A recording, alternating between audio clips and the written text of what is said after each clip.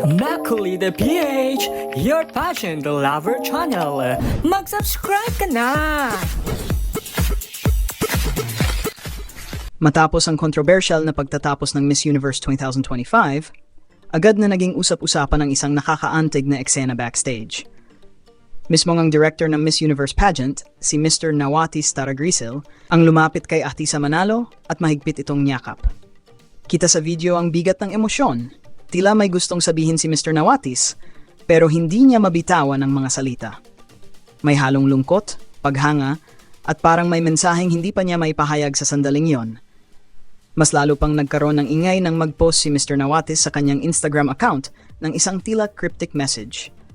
Walang direktang paliwanag, ngunit ang tono ng caption at imahe ay nag-iwan ng maraming katanungan sa fans. May nagsasabing may double meaning, may nagsasabing may unfinished business, at may nagsasabing baka patungkol ito sa nangyaring resulta. Pero hanggang ngayon, walang opisyal na kumpirmasyon, kaya lahat ay puro spekulasyon pa lamang.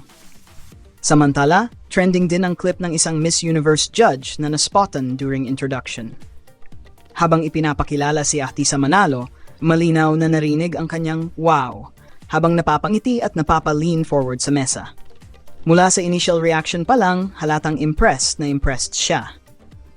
Kaya hindi nakapagtataka kung bakit hanggang ngayon, mainit pa rin ang usap-usapang may malaking story sa likod ng Miss Universe 2025 at mukhang masudan pa ito sa mga darating na araw.